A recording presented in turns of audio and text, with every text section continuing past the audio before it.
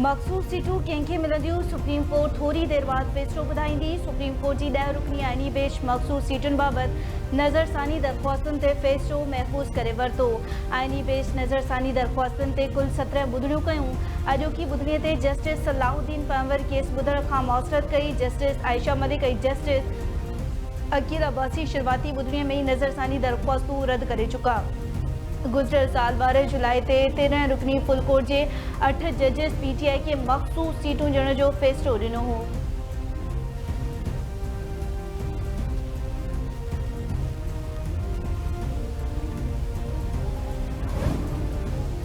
Pakistani media Pak Bharat जंग दौरान हाकारी किरदार अदा कयो। पाकिस्तान भारतीय अगराई जो भरपूर जवाब ॾिनो ऐं फतेह हासिल कई। Peoples Party chairman Bilawal Bhutto Zardari चयो त पाकिस्तान भारत जे बयाने खे सोशल मीडिया समेत समूरनि हंधनि ते शिकस्त ॾिनी। सिफारती वफ़द दुनिया आॾो पाकिस्तान जो मज़बूत मौक़िफ़ रखियो, जंहिंजे 5 ॾींहनि में साबित थियो त भारत पाकिस्तान खां केतिरनि ई शोबनि में पोइते आहे।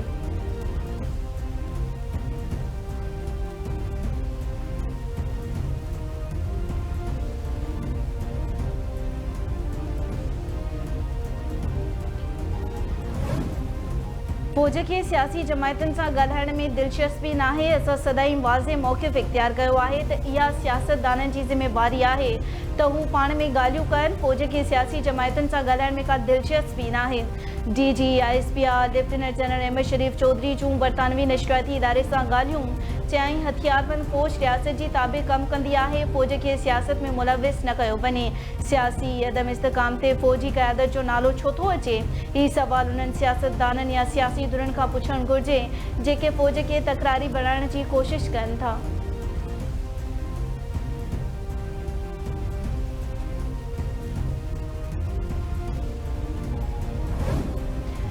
भारत जी बालादस्ती नग क़बूल कई ही नई अॻिते कंदासीं। Army chief field marshal Syed Asim Munir जो भारत ते चिटो पैगाम।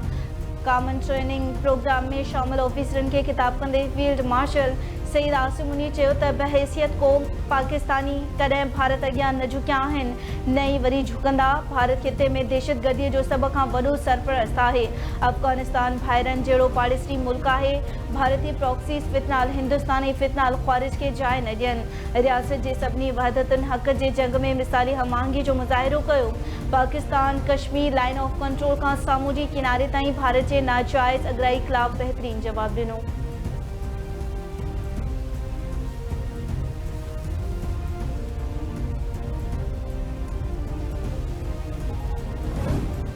पाकिस्तान ते भारत जे बिना जवाज़ अगराई में अल्लाह पाक असांखे शानदार फतेह अता कई। पाकिस्तानी फ़ौज सियासी क़यादत ऐं अवामी मीडिया दुश्मननि जे इरादनि खे मिटी में मिलाए छॾियो। पाकिस्तान जी फतेह दुनिया में पाकिस्तान जो वक़ार बुलंद कयो। वज़ीर आज़म शहबाज शरीफ जूं बजट मंज़ूरी खां पोइ सेनेट ऐं क़ौमी असेंबली जे मेंबरनि सां मुलाक़ात में ॻाल्हियूं। चयाईं मुआशी टीम अवामी दोस्त बजट तयारु करण लाइ सख़्त महिनत कई। पाकिस्तान जी मुआशी तरक़ीअ लाइ सभिनी खे ॾींहुं राति गॾिजी कमु करणो पवंदो। बिलावल भुट्टो जी अॻवानी में सिफारती वफ़द पाकिस्तान जो मौक़िफ़ वाज़े कयो। संदसि अॻवानी में वफ़द दुनिया जे साम्हूं भारत जे नापाक इरादनि खे वाइखो कयो।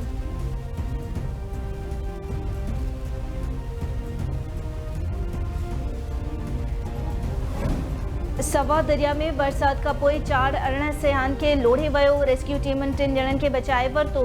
वधीक हिकु लाश हथ अचण बाद पोती सियाहनि जो अंग वधी नम थी वियो। 6 लापता माण्हुनि जी ॻोल्हा जारी। इंतिज़ामिया जो चवणु आहे त सियाह नेरनि करे रहिया हुआ त ओचितो दरिया में चाढ़ अची वई, जंहिं सबबु अरिड़हं सियाह लुढ़ी विया।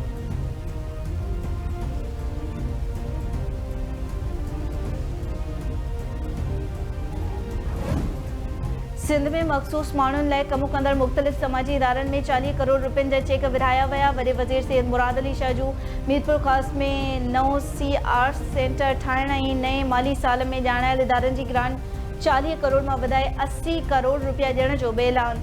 चवे थो हिन साल भाईवार इदारनि सां गॾिजी मखसूस माण्हुनि लाइ 20 नवां मर्कज़ क़ाइमु कया वेंदा। हर ज़िले में हिकु सेंटर क़ाइमु कयो वेंदो। वॾे वज़ीर CR और सैटेलाइट सेंटर शहीद बेनज़ीर आबाद ऐं हैदराबाद सेंटर जो वर्चुअल इफ्तिताह पिणु कयो।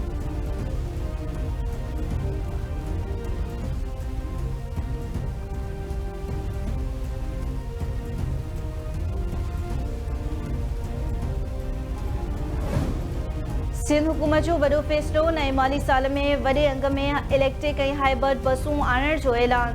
सिंध जे सीनियर वज़ीर शहरजीर इनाम मेमूर जी सदारत हेठि ट्रांसपोर्ट खाते जो अहम इजलास। संदसि चवणु आहे त ईंदड़ महीननि में डबल डेकर बसूं बि कराची जे रोडनि ते हलंदियूं। कराची जे ट्रांसपोर्ट निज़ाम खे मुकमल तौर ते ईवी बसिस ते मुंतक़िल करण जो इरादो आहे। पाकिस्तान में पहिरियों भेरो डबल डेकर ईवी बसूं सिंध हुकूमत आणण पई वञे। BRT मंसूबा कराची जे माण्हुनि लाइ इनकलाबी तब्दीली आणींदा। ऐं इजलास में रेड लाइन ऐं येलो लाइन BRT जे जारी अॾावत जो बि जाइज़ो वरितो वियो।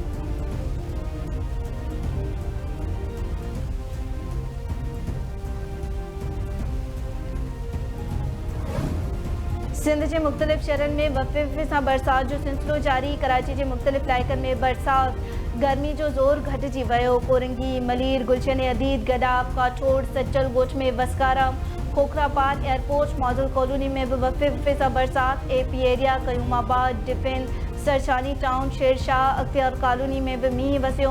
कराची में 100 खां वधीक बिजली जा फीडर टिप थी विया। मुख्तलिफ़ इलाइक़नि में बरसाती पानी निकाल न थियो। हैदराबाद, जामशोरो, दादू, कोठड़ी, मांजन, कुंडरी में भी वफ़े सां बरसात। कुंडरी वेझो ॻोठ नवाब मुज़फ़र टालपुर में विज किरण सबबि 14 वरनि जी पूना फौत।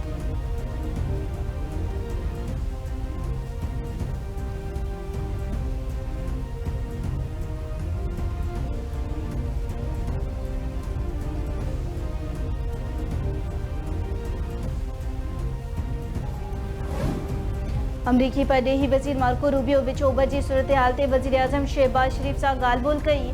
अमरीकी परॾेही तर्जमान टेमी ब्राउस जो चवणु आहे त अमरीकी परॾेही वज़ीर ज़ोर भरियो त ईरान कॾहिं बि एटमी हथियार न ठाहे सघे, न ईअं हासिल करे सघे थो। ॿिन्ही अॻवाननि ईरान ऐं इसराइल विच में दाइमी अमन ऐं इलाइक़ाई इस्तेहकाम ते गॾिजी कमु करण जी अहमियत तस्लीम कई।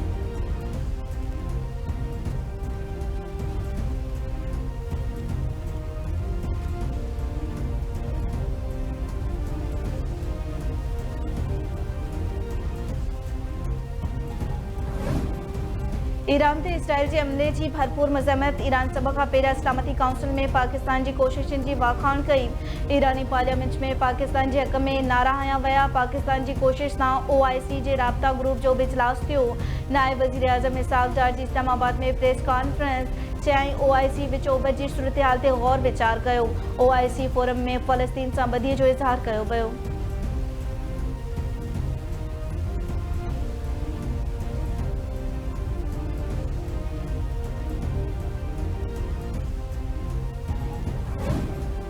ईरानी सुप्रीम लीडर के मारण पे चाहियोसीं पर ऑप्शनल मौक़ो न मिलियो। खामनाई के ॼाण हुई त मत हमलो थियण वारो आहे, उन करे हू रूपोश थी वियो। खामनाई पासदाराने इनकलाब जे 9 कमांडर सां राब्तो ख़त्म करे छॾियो हो। इसराइली बचाव वारे वज़ीर इसराइल कॉटिस जो इसराइली मीडिया के इंटरव्यू चयाईं ईरान जो अहिड़ी प्रोग्राम ॿीहर शुरू करे थो त इसराइल वरी हमलो करे सघे थो। हमले लाइ अमरीका खां ग्रीन सिग्नल मिलियल आहे।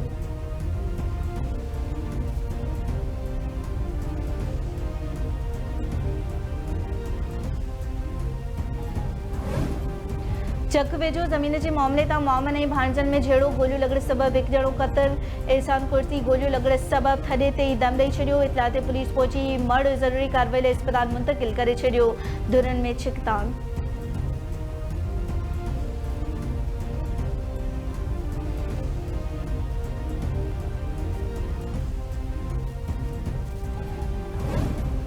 ऐं शेदात कोट भरिसां कार इल्ज़ाम हेठि चाची हथां नौजवान भाईटी क़तल। ॻोठ मिस्र ऐं अलीजान मक्सी पंहिंजे भाईटी फहमीदा खे गोलियूं हणी क़तल कयो। पुलिस जो मौजिब जवाबदार कार इल्ज़ाम हेठि पंहिंजी भाईटी खे क़तल करण बाद फ़रार थी वियो।